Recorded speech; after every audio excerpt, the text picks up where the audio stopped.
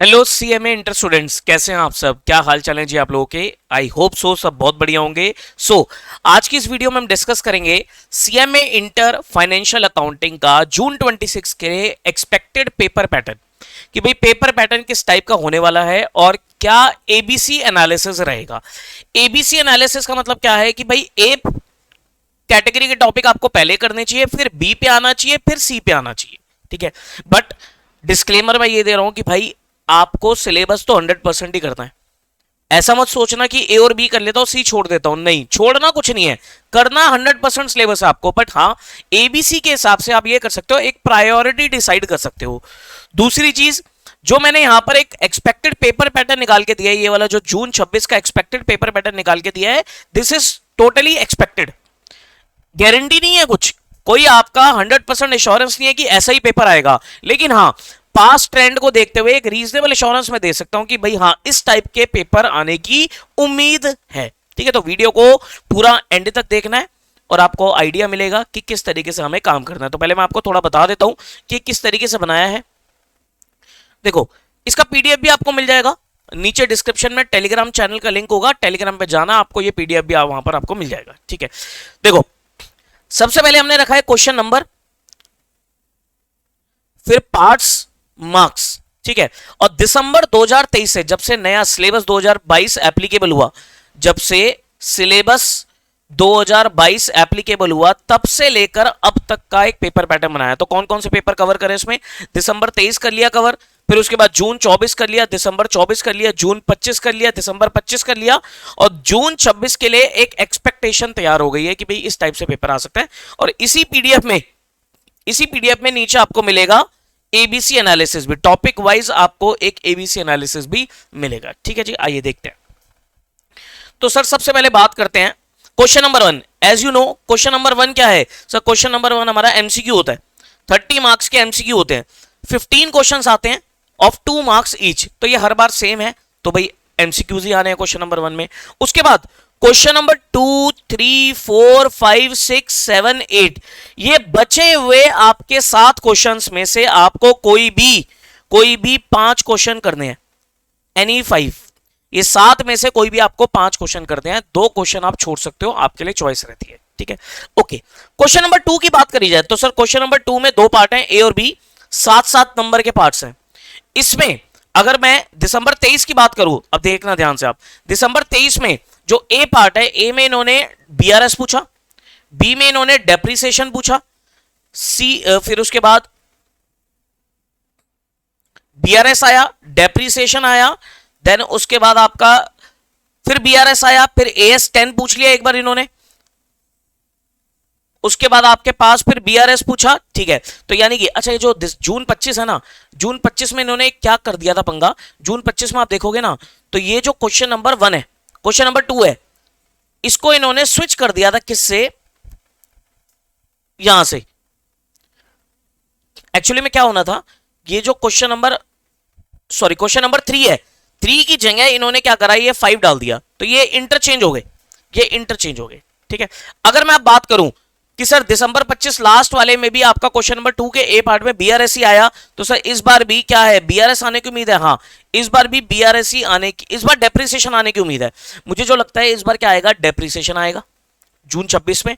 और इसके B part में आपके पास जो मिलेगा वो आरओई मिलेगा, रेक्टिफिकेशन ऑफ एरर मिलेगा। देखो जनरली क्या होता है यहां पर ना, बीआरएस, डेप्रिसिएशन, उसके बाद रेक्टिफिकेशन ऑफ एरर्स, ये सब टाइप के, कैपिटल रेवेन्यू एक्सपेंडिचर, ये सब टाइप के क्वेश्चन आते हैं। तो मुझे लगता है इस बार डेप्रिसिएशन और आरओई, रेक्टिफिकेशन ऑफ एरर पूछ सकते हैं। देखो डेप्रिसिएशन में थोड़ा बहुत वो एएस 10 को भी मिला सकते हैं।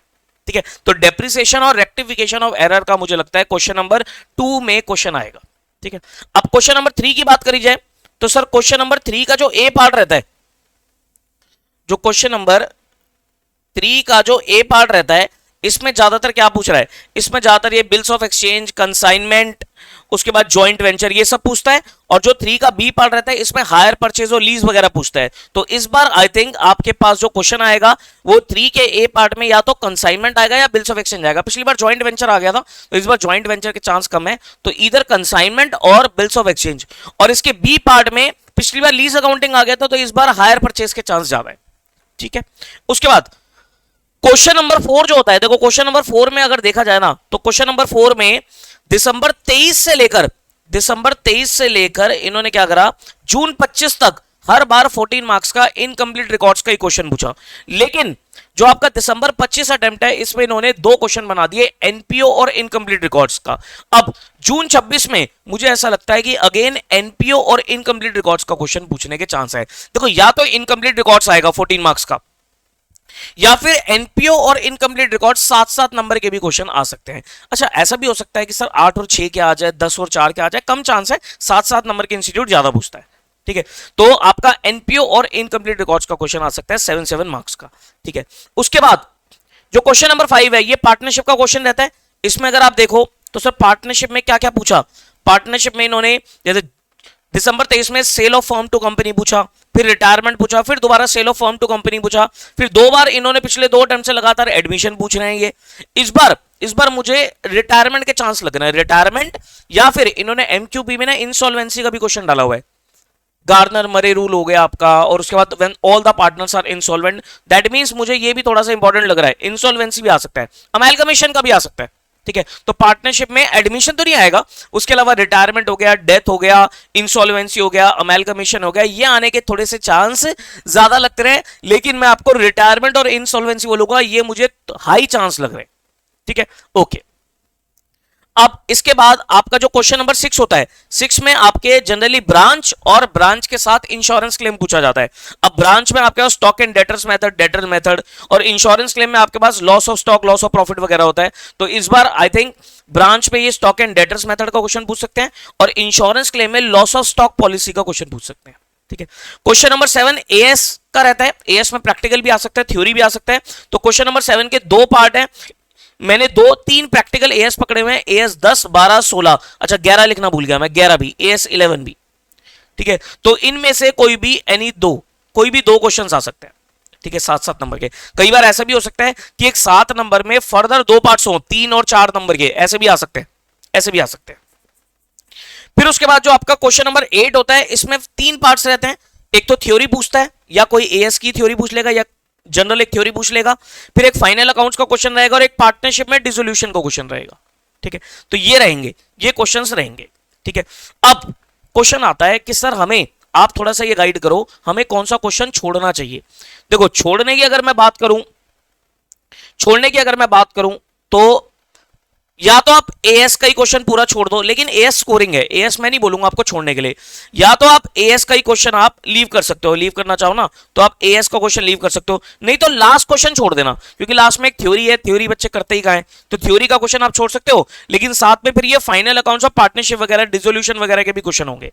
ठीक है, लेकिन इसमें थ्योरी दोबारा भी आ सकती है, लास्ट क्वेश्चन में थ्योरी ज्यादा भी आ सकती है।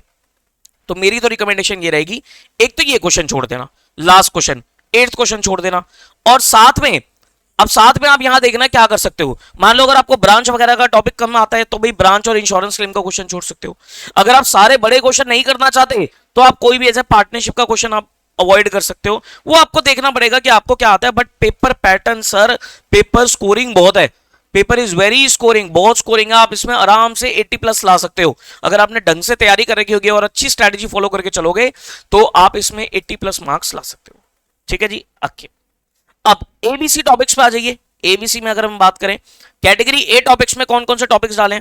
कैटेगरी ए में जो कि हाई इंपॉर्टेंट है, इसमें आपको सर डेप्रिसिएशन, मतलब ये पहले कर दें आपको, depreciation, rectification of errors, consignment, incomplete records, NPO, hire purchase, partnership. अच्छा पार्टनरशिप बड़ी है, तो पार्टनरशिप में पहले रिटायरमेंट, डेथ और इंसॉल्वेंसी निपटा लेना, फिर ब्रांच कर लेना, स्टॉक एंड डेटर मेथड और इंश्योरेंस क्लेम कर लेना, ये आपको सबसे पहले निपटाना है, इसको सबसे पहले खत्म कर देना। फिर आना बी पे। बी टॉपिक्स में क्या है आपके पास, बिल्स ऑफ एक्सचेंज, बीआरएस, बाकी बची हुई partnership, lease accounting, accounting standards, अच्छा लीज अकाउंटिंग भी also an accounting standard AS 19, और फाइनल अकाउंट्स, ये कर लेना। और अंत में आप उठाना सी टॉपिक। सी में आप क्या उठाओगे सर, सी में थ्योरी, उसके बाद joint venture, departmental accounts, branch, बचा हुआ ब्रांच, रिमेनिंग ब्रांच डाला मैंने, मतलब स्टॉक एंड डेटर मेथड तो सबसे पहले करना है आपको, फिर जो बचा हुआ ब्रांच है वो देख लेना आपको, और एक अकाउंटिंग फंडामेंटल जो स्टार्टिंग है आपके अकाउंटिंग फंडामेंटल में, जो ये आपके डेप्रिसिएशन, आरओई, बीआरएस वगैरह आपने कर लिए, इसके अलावा जो भी टॉपिक्स बचते हैं जिसमें आपका cash book, subsidiary book, journal entry, ledger, उसके बाद ट्रायल बैलेंस, ये सब टॉपिक आप सबसे एंड में निकालना, क्योंकि ये तो आपको मैं मान के चलता हूं आप इंटर का एग्जाम दे रहे हो तो इन सब पे तो कमांड होगी होगी। तो ये आपकी एक एबीसी कैटेगरी है जो आपको फॉलो करती है।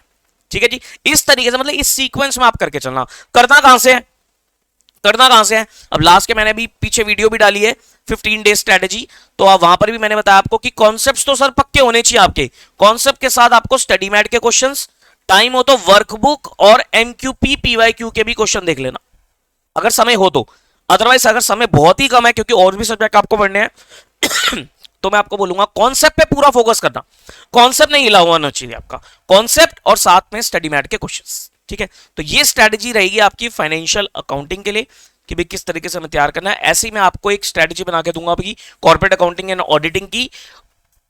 This is strategy from my side, इस तरीके से फॉलो करो, और कोई भी दिक्कत आती है, हाँ कोई भी दिक्कत आती है तो मैं आपको अपना नंबर दे रहा हूं 9717175748, आप इस पे मुझे व्हाट्सएप करना, सिर्फ व्हाट्सएप करना। क्या करोगे, व्हाट्सएप, कॉल मत कर देना बिल्कुल भी, कॉल नहीं पिक होगा बिल्कुल भी, व्हाट्सएप करना। आपकी कोई भी क्वेरी आती है, कोई फर्क नहीं पड़ता आप मुझसे पढ़े हो या ना पढ़े हो, आपकी कोई भी क्वेरी आती है तो I will definitely respond you. ठीक है जी, ऑल द वेरी बेस्ट, अच्छे से तैयारी करो, take care of yourself, bye bye.